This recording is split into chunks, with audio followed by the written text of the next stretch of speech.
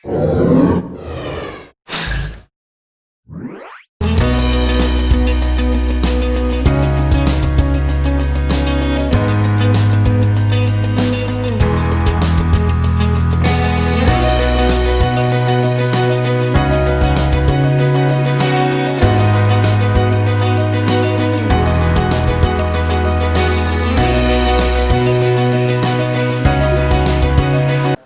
friends, I am H.L. Narwade. I am team member of Narangale Academy. Today we are going to learn a chapter and the name of the chapter is tenses.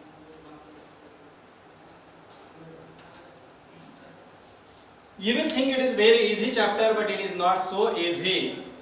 Just I will tell you in summary how the tenses are useful in our daily life. That I am going to explain you in short. ठीक आहे, तर मित्रांनो आज आपण tenses या विषयावर बोलणार आहोत आणि टेन्सेस शिकताना आपल्याला काही बेसिक गोष्टी महत्त्वाच्या आहेत शिकणं. जरी तुम्ही 8, 9, 10th कोणत्याही वर्गाला असाल तरीही तुम्हाला हा चॅप्टर अगदी क्लिअरली येणं आवश्यक आहे, कारण याच्यानंतरचे येणारे जे काही टॉपिक्स आहेत ते सर्व याच्यावरच डिपेंड आहेत. म्हणून ज्यांना टेन्सेस येत नाही त्यांना चेंज द व्हॉइस येत नाही, ज्यांना टेन्सेस येत नाही त्यांना डायरेक्ट इनडायरेक्ट येत नाही.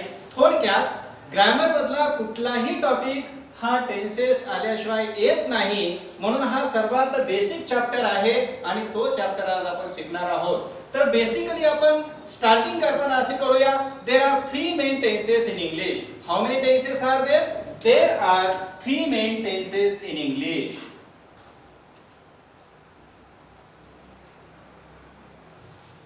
There are 3 main tenses in English.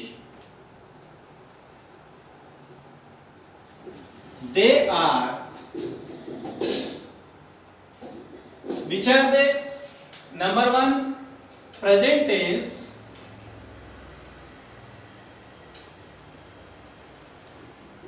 Number 2, past tense. And number 3, future tense. These are the 3 main tenses. Again, each tense is divided into its 4 parts. Again, each tense is divided into its 4 parts, and they are now present tense. We are going to tell the 4 subtypes of the present tense. Number 1, simple present tense. Simple present tense. Present continuous tense.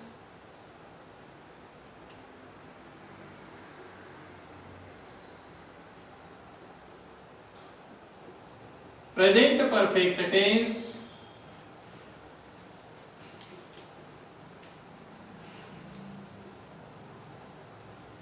And present perfect continuous tense.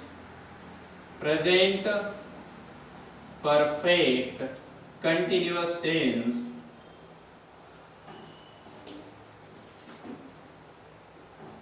The same way, past tense is also divided into its 4 subtypes. Present tense प्रमाणेच past tense चे पण 4 उप पुन्हा काळामध्ये विभागणी केलेली आहे. जसे इथे सिंपल प्रेझेंट आहे, पुढच्या वेळेला म्हणायचं सिंपल पास्ट टेन्स, त्याच्यानंतर past continuous tense, past perfect tense आणि पास्ट परफेक्ट कंटिन्युअस टेन्स असे 5 चे 4 प्रकार होतील.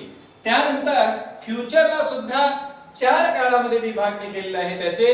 आणि याच पद्धतीने सिंपल प्रेझेंटच्या ऐवजी simple future tense, future continuous tense, future perfect tense and future perfect tense. These are the 4 types of future tense. In this way, there are 12 tenses in all. How many tenses are there? 12. एकूण 12 काळ आहेत आणि ह्या 12 काळाबद्दल आपल्याला चर्चा करायची आहे आणि तीही या ठिकाणी समरी टाइप मध्ये. Because it is not easy to fix in a single video.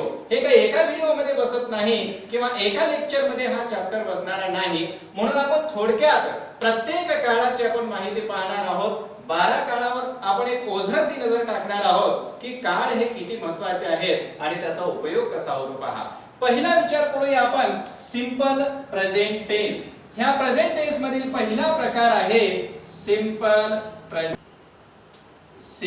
Present tense. Simple present tense याचा अर्थ आहे साधा वर्तमान काळ, साधा वर्तमान काळ. तर साधा वर्तमान काळ हा वर्तमान काळातील पहिला प्रकार आहे आणि याची रचना आहे subject plus for form first plus object. Object it is not compulsory, sometimes there is object and sometimes the sentence is without object also, because it depends upon the verb whether the verb is transitive or intransitive. हे क्रियापद ट्रान्झिटिव्ह आहे का म्हणजे सकर्मक आहे का का इंट्रान्झिटिव्ह म्हणजे आकर्मक आहे त्याच्यावर पुढे येणारा ऑब्जेक्ट डिपेंड असते. म्हणून जेव्हा आपण subject plus form first plus object असं म्हणतो तेव्हा एक गोष्ट महत्त्वाची आहे, वाक्याचा कर्ता असणे आवश्यक आहे आणि क्रियापदाचे पहिले रूप असणे आवश्यक आहे. त्याच्यानंतर असेल तर ऑब्जेक्ट, नसेल तर काही हरकत नाही. For example, I learn English grammar.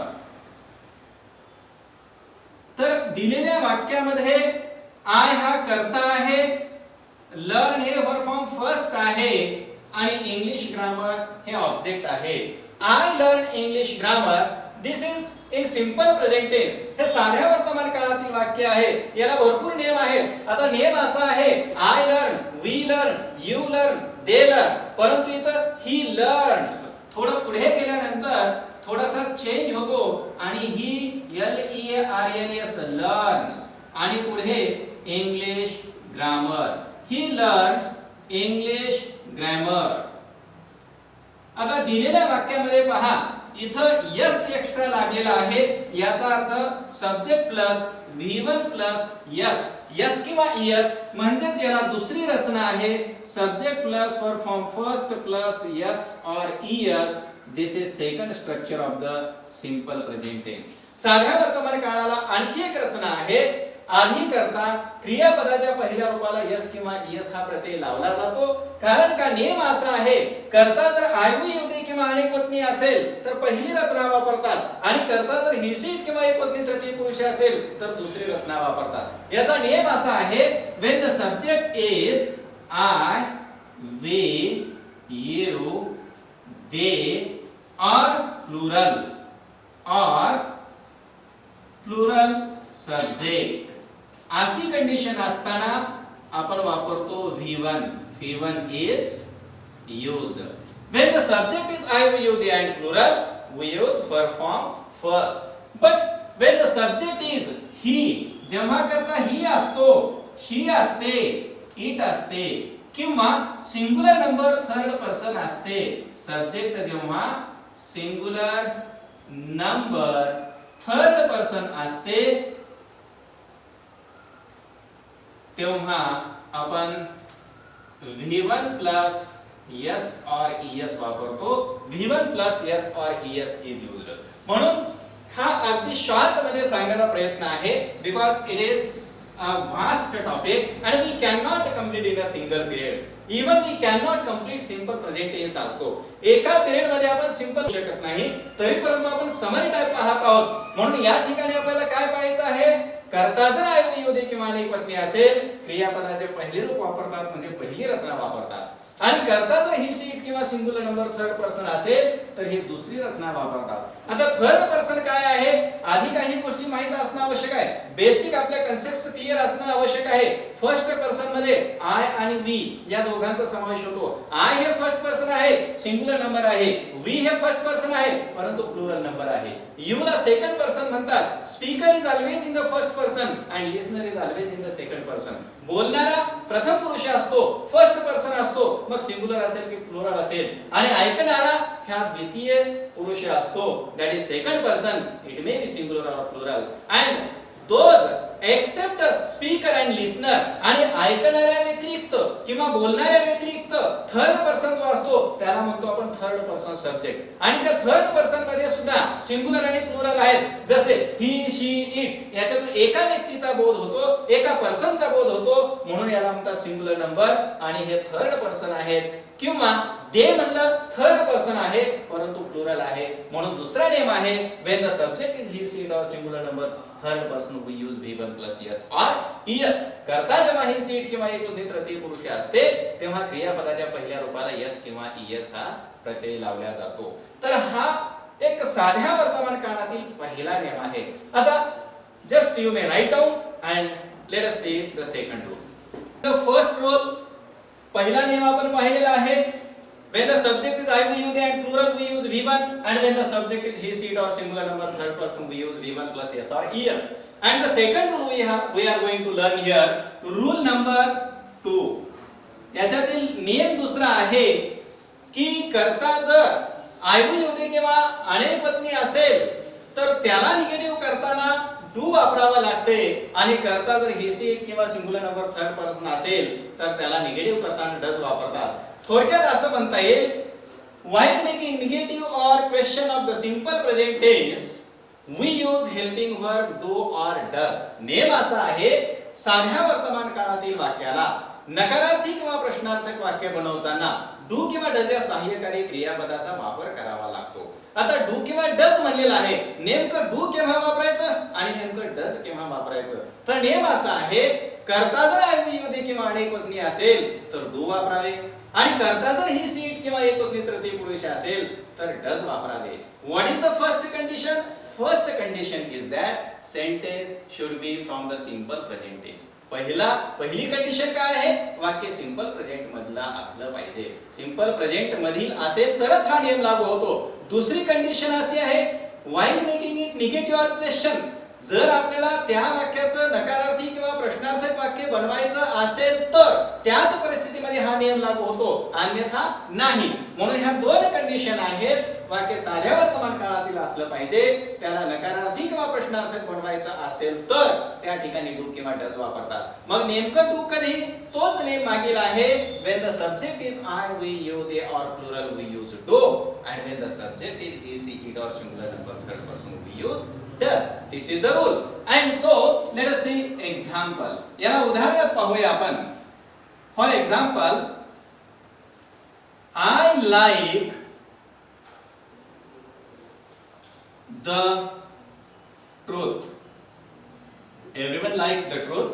I like the truth. Here I, this is the subject, and like this is the v1, and the truth this is object in the given sentence. आणि दिलेल्या वाक्याला थोडं आपण analysis करूया, थोडं याचं classification करूया, तेव्हा आपल्या लक्षात येईल सब्जेक्ट, वर्ब आणि ऑब्जेक्ट ह्या तीन गोष्टी वेगळ्या आहेत. मग या ठिकाणी आपल्याला कर्त्याप्रमाणे क्रियापद बदलत असते, कारण हे फायनाइट वर्ब असते, या ठिकाणी फुल वर्ब असते, कॉमन वर्ब म्हणतात, ऑर्डिनरी वर्ब म्हणतात, किंवा याला लेक्सिकल वर्ब्स असे नाव आहेत. म्हणजे वेगवेगळ्या नावाने संबोधले जाणारे हे क्रियापद आहेत. आय लाईक द ट्रूथ याचा अर्थ मला सत्य आवडते, and this is affirmative sentence. हे होकारार्थी वाक्य आहे, affirmative. And what is the rule? Name काय आहे आपला? दुसरा नेम आहे while making negative or question of the simple present tense. First we have to see whether the given sentence or statement is positive or not, is from simple present or not. दिलेलं वाक्य साध्या वर्तमान काळातील आहे का? आहे, कारण दिलेल्या रचनेप्रमाणे सब्जेक्ट प्लस v1 आहे, आणि त्याच्यातील नेम असा आहे, याला निगेटिव्ह करायचं असेल तर डायरेक्ट नॉट लावता येत नाही, डू किंवा डज लावणं आवश्यक आहे. म्हणून आपण याला निगेटिव्ह करताना डू किंवा डजचा वापर करू. आय लाईक द ट्रूथ याला निगेटिव्ह करताना I do not like the truth. I do not like the truth. या ठिकाणी डू हे हेल्पिंग वर्ब वापरलं आहे. फक्त I not like the truth असं म्हणून वाक्य चुकणार आहे. कारण का? कोणत्याही वाक्याला नकारार्थी आणि प्रश्नार्थक वाक्य बनवताना एक सहाय्यकारी क्रियापद त्या नॉटच्या सोबत येत असते. नॉट सोबत सहाय्यकारी क्रियापद पाहिजे, बाकी सर्व काळामध्ये आहेत. फक्त सिंपल प्रेझेंट आणि सिंपल पास्ट मध्ये मात्र सहाय्यकारी क्रियापद नसते, म्हणून आपल्याला बाहेरून घ्यावं लागते. प्रेझेंट असेल तर डू किंवा डज आणि पास्ट असेल तर डीड. या सहाय्यकारी क्रियापदाच्या नंतर आपण कोणताही काळाचा विचार केला, समजा प्रेझेंट कंटिन्यूअस पाहिलं, आय एम रायटिंग, याच्यामध्ये एम हे हेल्पिंग व्हर्ब आहे, रायटिंग हे मेन व्हर्ब आहे, म्हणून निगेटिव्ह करताना बाहेरचं घेत नाही, आपण आहे तेच हेल्पिंग व्हर्ब ठेवतो, आय एम नॉट रायटिंग. किंवा प्रेझेंट परफेक्टचा विचार करा, I have written a letter, दिलेल्या वाक्यामध्ये हॅव हे हेल्पिंग व्हर्ब आहे, रिटन हे मेन व्हर्ब आहे, म्हणून निगेटिव्ह करताना बाहेरचं घेण्याची आवश्यकता नाही. हॅव हे इथं ऑलरेडी आहे, म्हणून I have not written a letter. In short, while making negative or question, we need helping verb in the sentence. If it is not, we have to borrow it. आणि जर नसेल तर त्याला आपल्याला बाहेरून घ्यावं लागते. I do not like the truth. This is the negative one. And while making question, take the helping verb at the beginning of the sentence. आणि वाक्याच्या सुरुवातीला helping verb घ्यायचं आणि नंतर कर्ता घ्यायचा. Do I like the truth? आणि प्रश्नचिन्ह द्या. सुरुवातीला हेल्पिंग व्हर्ब वापरलं, म्हणून नियम असा आहे, साध्या वर्तमान काळातील वाक्याला नकारार्थी किंवा प्रश्नार्थक वाक्य बनवताना डू किंवा डज वापरावे लागते. आणि पुढील नियम आहे, याच्यातला पुन्हा क्लिअर करताना आय डू उद्या असेल तर डू वापरतात, म्हणून इथं आय करता आहे, आपण डू वापरला आहे. आणि एक singular number third person subject असणारं वाक्य घेऊया. He speaks fluently. He speaks fluently. दिलेल्या वाक्यामध्ये ही हा कर्ता आहे. Speaks means this is V1 plus yes and fluently this is adverb. This is not the object. हे ऑब्जेक्ट नाही, कारण क्रियापदानंतर एखादं ऍडजेक्टिव्ह येत असेल, एखादं ऍडव्हर्ब येत असेल तर ते ऑब्जेक्ट नसते, कारण याला पॅसिव्ह करता येत नाही. ऑब्जेक्ट असेल तर त्या वाक्याला पॅसिव्ह करता येते. For example, I like the truth, याला पॅसिव्ह केलं, the truth is liked by me असं केल्या जाते. परंतु he speaks fluently, fluently spoken by me असं केल्या जात नाही, बिकॉज दिस इज ऍडव्हर्ब, कारण हे ऍडव्हर्ब आहे. म्हणून ही स्पीक्स फ्लुएंटली, तो अस्खलितपणे बोलतो. आणि याला जर आपण निगेटिव्ह केलं, this is affirmative one, here it was negative. Negative बनवताना डू वापरलं आणि या ठिकाणी होतं क्वेश्चन. आणि त्याच पद्धतीने हे अफर्मेटिव्ह आहे. while making negative or question of the simple present tense we use do or does. म्हणून या ठिकाणी कर्ता जर ही असेल तर आपण does वापरतो. म्हणून he does not speak fluently. He does not speak fluently. Here does is the helping verb. We cannot say he not speak fluently. He does not speak fluently. Again speak is there. We have omitted yes. दिलेल्या वाक्यामध्ये क्रियापदाला पहिल्या वाक्यामध्ये yes हा प्रत्यय लागलेला होता, परंतु does नंतर लागलेला यस काढून टाकलेला आहे, कारण दोन दोन ठिकाणी प्रत्यय लावता येत नाही. हेल्पिंग व्हर्बला असेल तर मेन व्हर्बचं यस निघून जाते. म्हणून he does not speak fluently, तो अस्खलितपणे बोलत नाही. आणि क्वेश्चन करताना आधी हेल्पिंग व्हर्ब घ्यायचं. Does he speak fluently? Does he speak fluently? तो अस्खलितपणे बोलतो का? सुरुवातीला आपण हेल्पिंग वर्ब घेतलं does. अशा पद्धतीने हा सिंपल प्रेझेंट टेन्स मधील दुसरा नियम आहे. तर शॉर्ट मध्ये आपण पाहूया. सिंपल प्रेझेंट टेन्स मध्ये काय पाहिलं? There are two structures in the simple present tense. Subject plus V1 plus object, this is the one, and subject plus V1 plus yes or es, this is the second structure. And second rule also we have seen that first time we have seen when the subject is I, we, you, they and plural, we use first structure, that is subject plus V1 plus object. And second structure, when the subject is he, she and singular number third person, we use V1 plus yes or es. In this way, we have seen in the first rule two structure. In the second rule, while making it negative or question, we use do or does. आणि negative किंवा question करताना do किंवा does वापरतो. I, we, you, they करता असेल, अनेक वचने असेल डू वापरावे. ही सीड आणि एकवचनी तृतीय पुरुष असेल डज वापरावे. हा नियम आहे, कारण ह्या छोट्या छोट्या गोष्टी माहित असल्याशिवाय पुढील गोष्टी येत नाहीत. म्हणून आपण ह्या सर्व सविस्तर पाहत आहोत. तसे यापेक्षा अधिक उदाहरण आवश्यक आहेत, पण just you can cover after learning this much rules also. Okay, let us see remaining part. तर आपण आतापर्यंत पाहिलेलं आहे सिंपल प्रेझेंट टेन्स कसा असतो, त्याच्या रचना दोन कोणत्या आहेत, त्याला निगेटिव्ह आणि प्रश्नार्थक बनवताना डू आणि डज कसे वापरतात, आणि याच्या नंतरचा काळ आहे प्रेझेंट कंटिन्युअस टेन्स. आता प्रेझेंट कंटिन्युअस टेन्स याचा अर्थ आहे चालू किंवा अपूर्ण वर्तमान काळ. हा काळ चालू आहे किंवा चालू असल्यामुळे पूर्ण झालेला नाही म्हणून अपूर्ण आहे, परंतु प्रेझेंट आहे म्हणून आपण म्हणतो वर्तमान काळ. चालू वर्तमान काळ किंवा अपूर्ण वर्तमान काळ आहे. आणि इंडियामध्ये जास्तीत जास्त लोक ह्या काळाचा वापर करतात. असेच एका इंडियन व्यक्तीने, जे नेटिव्ह स्पीकर्स असतात इंग्लिश बोलणारे, त्यांना विचारलं what is difference between Indian and British English. British English आणि इंडियन इंग्लिश मध्ये काय फरक आहे, तर त्यांनी एक छोटंसं उत्तर हसून दिलं आणि त्याने लगेच म्हणलं की Indian people use maximum continuous tense and British use simple present tense. दोन्हीमध्ये फरक असा आहे, आपले लोक प्रत्येक गोष्टीला आयएनजी लावून बोलायची सवय आहे, ते काही सोडत नाहीत. आणि ब्रिटिश वगैरे जे आहेत ते सिंपल प्रेझेंट टेन्स जास्त वापरतात. म्हणून हा सर्वांचा फेवरेट आहे. जर काही येत नसेल सिंपल प्रेझेंट टेन्स मध्ये, सरळ त्यांना म्हणलं मी पत्र लिहित आहे ट्रान्सलेट इनटू इंग्लिश, त्यांनी लगेच काळ विसरून जातात आणि म्हणतात I am writing a letter. आता याचा अर्थ आय एम रायटिंग अ लेटरचा मी पत्र लिहित आहे असं होतो का? होत नाही. तरी परंतु सवयीचे गुलाम असल्यामुळे, त्यांना सवय पडल्यामुळे मी पत्र लिहित आहे लिहितो म्हणण्याऐवजी मी पत्र लिहित आहे असं म्हणतात. तर या काळाचा वापर असा आपण अननेसेसरीली करतो, पण याचा वापर सर्वात जास्त होतो, ही गोष्ट मात्र सत्य आहे. म्हणून स्ट्रक्चर पहा, subject plus am oblique is oblique are plus V1 plus ing means for form 4 and object, this is not compulsory, there may be or there may not be. Object हे कंपल्सरी नसते कोणत्याही काळामध्ये, कारण object असणे आणि नसणे हे त्या क्रियापदावर डिपेंड असते. जर वर्ब हे ट्रान्झिटिव्ह असेल तरच ऑब्जेक्ट आहे आणि इंट्रान्झिटिव्ह असेल तर काही आवश्यकता नाही.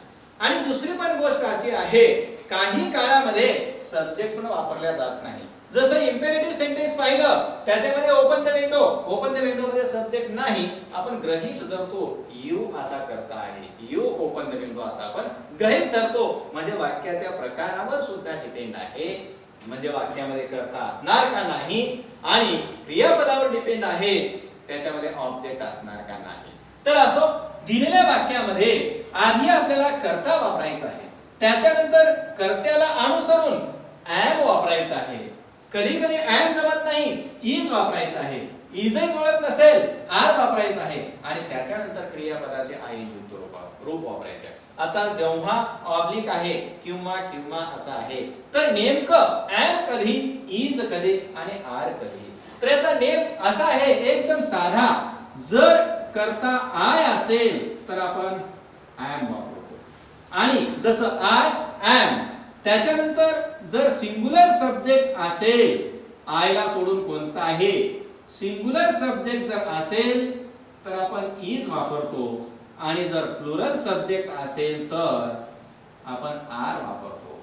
म्हणजे याच्यामध्ये जे किंवा हा प्रश्न होता तो इथं संपुष्टात येणार आहे. If the subject is I, we use am. If the subject is singular, we use is. And if the subject is plural, we use are. मग am, is, are वापरण्याचा हा झाला नियम या ठिकाणी. For example, I am teaching English. I am teaching English. तर दिलेल्या वाक्यामध्ये पहा, दिलेल्या रचनेप्रमाणे सुरुवातीला सब्जेक्ट आहे आणि then the subject is I, we use am. त्या कर्त्याला अनुसरून आपण am वापरलं, is किंवा are वापरलेला नाही, कारण तिन्हीपैकी एक वापरायचं आहे आणि त्याच्यानंतर V1 प्लस ing म्हणजेच क्रियापदाचे चौथे रूप आहे आणि त्याच्यानंतर वाक्यात दिलेलं असेल तर ऑब्जेक्ट, नाही तर काही हरकत नाही. आय एम टीचिंग इंग्लिश, मी इंग्रजी शिकवत आहे, ही क्रिया चालू आहे. याचा वापर केव्हा करतात? if the action is going on at the time of speaking we use present continuous tense. जर बोलते वेळी क्रिया चालू असेल तर प्रेझेंट कंटिन्यूअस टेन्सचा वापर केला जातो. आणि नियमित घडणाऱ्या रोजच्या दैनंदिन घटना आहेत किंवा हॅबिच्युअल ऍक्शन आहे तेव्हा आपण सिंपल प्रेझेंट टेन्स वापरतो. जसं मागे पाहिलं आपण त्या वाक्यामध्ये मागच्या काळामध्ये आपल्याला म्हणता येते the sun rises in the east, सूर्य हा पूर्वेला उगवतो नाहीतर रोज इन द ईस्ट म्हणलं पूर्वेला उगवला, उद्या उगवणार नाही का? म्हणजे उद्या पण आहे ते त्रिकालाबाधित अबाधित आहे तिन्ही काळामध्ये. It doesn't change according to the time, it remains constant and in that condition we use simple present tense. अशा कंडिशन मध्ये आपण सिंपल प्रेझेंट टेन्स वापरतो. किंवा ज्या दैनंदिन घडणाऱ्या घटना आहेत जसं postman brings letters, milkman brings milk, हे दैनंदिन घडणाऱ्या घटना सुद्धा आपण सिंपल प्रेझेंट टेन्स मध्ये वापरतो. आणि या ठिकाणी मात्र जर ती क्रिया आता चालू आहे असे सांगायचं असेल तर आपण प्रेझेंट कंटिन्यूअस टेन्स वापरतो. आणि इथं मात्र सिंपल प्रेझेंट प्रमाणे अडचणी नाहीये, कारण या ठिकाणी डू किंवा डज बाहेरून आपल्याला कुठलंच हेल्पिंग वर्ब घ्यायचं नाही. आणि while making negative question just we have to add not, फक्त नॉट ऍड करायचं आहे.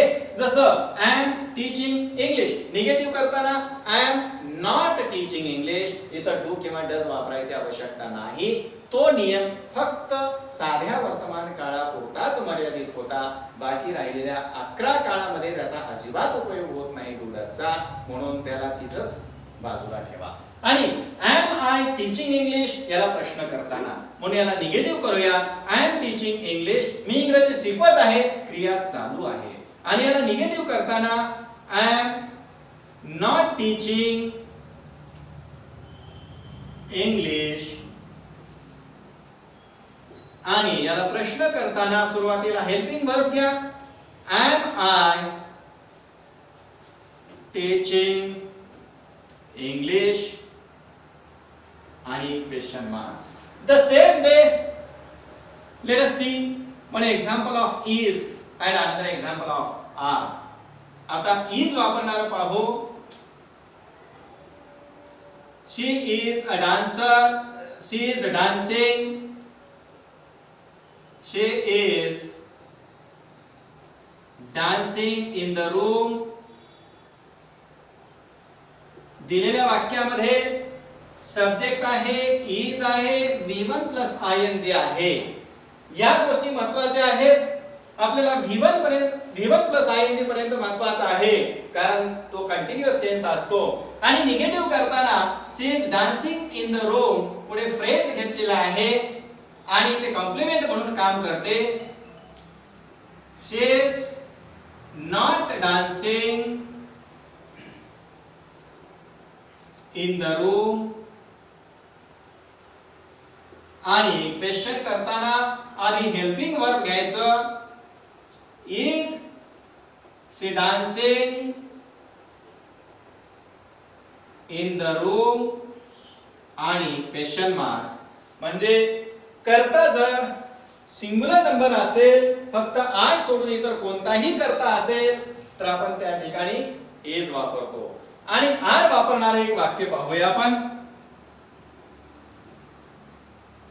दे आर चीटिंग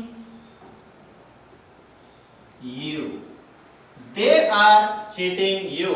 सब्जेक्ट आहे अनेक वचनी म्हणून आपण वापरलं आर. त्याच्यानंतर V1 प्लस ing आणि पुढे आहे ऑब्जेक्ट. निगेटिव्ह करूया. They are not cheating you. पुन्हा याला प्रश्नार्थक वाक्यामध्ये रूपांतर करूया. Are they cheating you. तर दिलेल्या वाक्याला निगेटिव्ह आणि क्वेश्चन करायचा कसं करायचं ते आपण पाहिलं. तर एका पिरियड मध्ये 12 का हे तर काही शक्य नाही, म्हणून आपण शॉर्ट मध्ये घेण्याचा प्रयत्न केला आणि ही व्हिडिओ मध्ये क्लिअर करणार आहोत. तर या व्हिडिओ मध्ये फक्त आपल्याला दोन टेन्सेस घेता आले, एक आहे सिंपल प्रेझेंट टेन्स आणि दुसरा आहे प्रेझेंट कंटिन्युअस टेन्स. कारण 12 काळ आणि एका व्हिडिओ मध्ये घ्यायचं म्हणलं तर किमान नियोजन पद्धतीने केलं तरीही कमीत कमी 1.5 तास ते 2 तास लागतील. म्हणून just we have taken in a summary type and we have tried to cover the two topics, that is simple present tense and present continuous tense. Okay friends, let us see the remaining part in the next video.